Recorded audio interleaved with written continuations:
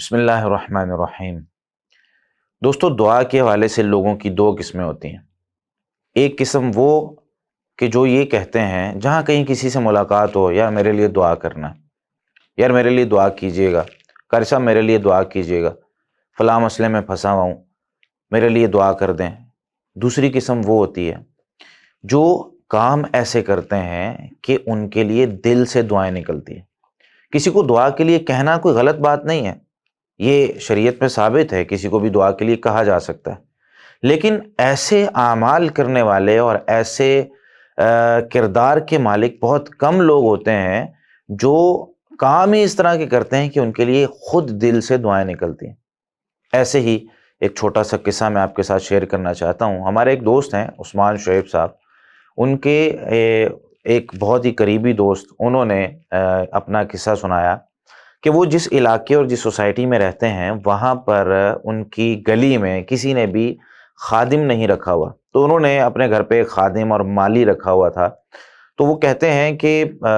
وہ اس کا کام یہ تھا کہ وہ جو ہمارے پودے لگے ہوئے تھے ان کی دیکھ بھال کرتا، اور گھر میں کوئی سامان کی ضرورت ہے تو وہ لا دیا کرتا، اور اس طرح کے اس کے جو ہیں وہ روزمرہ کے معمولات تھے۔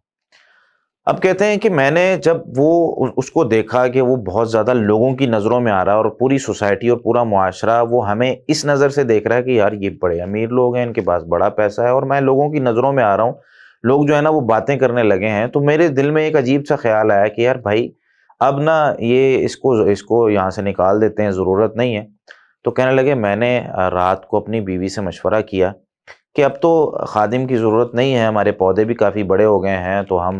روزانہ کی بیس پہ یا اس سے پوچھ لیتے ہیں کہ کس طریقے سے اس کو پانی دینا، خود اس کو پانی دے لیں گے، اور میں راشن وغیرہ یا کوئی چیز گھر کا سامان لانا تو میں خود لے آیا کروں گا۔ تو انہوں نے یہ فیصلہ کیا رات کہ ہم جو ہے وہ اس خادم کو اس مہینہ پورا ہونے پر اس کی تنخواہ دیں گے اور اس کو نکال دیں گے۔ اللہ تعالیٰ نے یہ جو ہے وہ ایک نظام چلانا ہوتا ہے، اور ایک چیز کا احساس دلانے کے لیے کئی دفعہ اللہ تعالیٰ بہت ساری نعمتوں کو ظاہر کر دیتا ہے کہ یار ہماری وجہ سے کتنے لوگ ہیں جن کو فائدہ پہنچ رہا ہے، ہماری وجہ سے کتنے لوگ ہیں جن کا جو ہے وہ جو روزی روٹی چل رہی ہوتی ہے، اور اللہ تعالیٰ کو ایسے لوگ بڑے پسند ہوتے ہیں۔ اگلا دن جب شروع ہوا تو اس کی جو بیوی تھی اس خادم اور مالی کی، وہ ان کے گھر پہ آئی اور آ کر اس کا جو مالک تھا گھر کا، اس کا شکریہ ادا کرنے لگی، کہنے لگی کہ میں آپ کا شکریہ ادا کرنا چاہتی ہوں، آپ نے میرے خاوند کو نوکری دی ہوئی ہے، اور اس نے یہ الفاظ کہے کہ صاحب جی میں ہر فرض نماز کے بعد جھولیاں اٹھا اٹھا کے آپ کے لیے دعائیں کرتی ہوں، جھولیاں اٹھا اٹھا کے آپ کے لیے اللہ سے مانگتی ہوں، اللہ کو کہتی ہوں اے اللہ میرے مالک کی حفاظت کرنا، اے اللہ میرے مالک کو زیادہ روزی عطا فرما، اس نے میرے جو خاوند ہے ہمارے گھر میں روزی روٹی کا انتظام کیا ہوا۔ وہ کہتے ہیں کہ میں فوراً حیران ہوا کہ یار رات ہم نے فیصلہ کیا، ابھی تک کسی کو بتایا نہیں، اور یہ صبح آ گئی ہے۔ ہم یعنی ایک اس کو چھوٹا سا مسئلہ سمجھ رہے تھے کہ یار اس سے کوئی فرق نہیں پڑے گا، لیکن ہمارے ایک فیصلے سے ان کے گھر کا چولہا بند ہو جاتا، ہمارے ایک فیصلے سے وہ لوگ، اور جو اس کے نصیب میں جو دعائیں آ رہی تھی، اور جو اتنا سارے برکت آ رہی تھی اس کے مال میں اور اس کی صحت میں، اور وہ جو حفاظت میں تھے، وہ ایک غریب عورت کی دعاؤں کی وجہ سے تھے۔ ایسے ہی ہمارے ایک دوست ہیں خبیب بھائی، وہ اپنا قصہ بیان کرتے ہیں، کہتے ہیں کہ ہم جب شروع میں ہم نے کام شروع کیا تو ان کی ایک دکان تھی، وہاں پہ انہوں نے مختلف قسم کی چیزیں رکھی ہوئی تھی، لیپ ٹاپ بھی تھے اور موبائل اور اس طرح کی اور دوسری چیزیں تھیں۔ تو کہتے ہیں کہ میں، میرا بھائی اور کچھ ہمارے ایک دو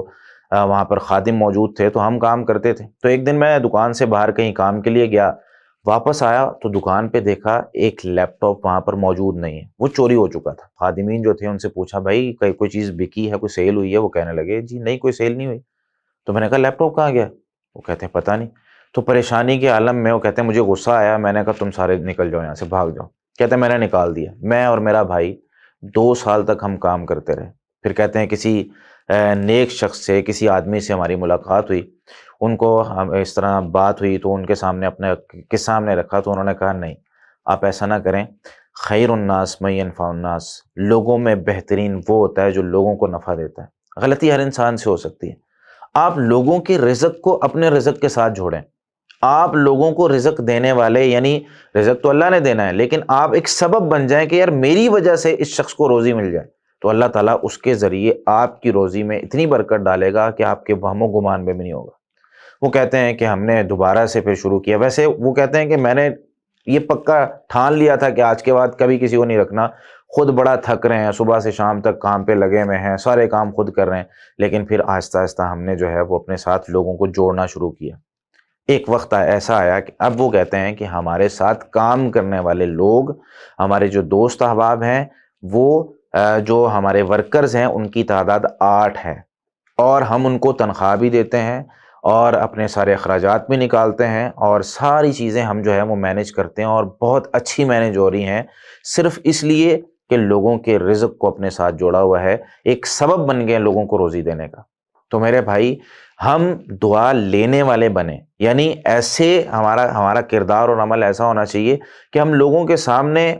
ضرورت نہیں، یعنی اگر آپ کو ضرورت ہے تو آپ کہہ بھی سکتے ہیں یار فلاں کام میں پھنسا ہوں، دعا کیجیے گا، لیکن ہم ہمیشہ عمل ہی ایسا کریں کہ لوگ کہیں یار یہ بندہ بڑا اچھا ہے، اس کے لیے ہمیشہ دل سے دعائیں نکلتی۔ تو میرے بھائی، ہماری زندگی میں اگر ہم کہیں تھوڑا سا بھی فائدہ کسی مسلمان کو پہنچا سکتے ہیں تو ضرور پہنچائیں۔ کبھی یہ نہیں سوچنا چاہیے کہ یار بدلے میں کیا ملے گا، کیونکہ بدلے میں جو ملنا ہے وہ ہمیں نہیں پتہ۔ اللہ تعالیٰ نے صرف اتنی سی بات، یعنی نبی مکرم صلی اللہ علیہ وسلم کی زبانی اتنی سی بات کہہ دی کہ تمہارے لیے جو تیار ہے نا، وہ کبھی کسی آنکھ نے دیکھا نہیں ہے، کسی کان نے اس کے بارے میں کبھی سنا نہیں ہے، کبھی کسی دل میں اس کا خیال تک نہیں آیا جو تمہیں ملنا ہے۔ تو اس لیے اس ملنے والی چیز کے لیے انتظار کریں۔ دنیا میں تھوڑی بہت اسٹیٹس، تعریف اور تھوڑا سا مال جمع کرنے کے لیے اپنی زندگیوں کو برباد نہ کریں۔ جزاکم اللہ خیر۔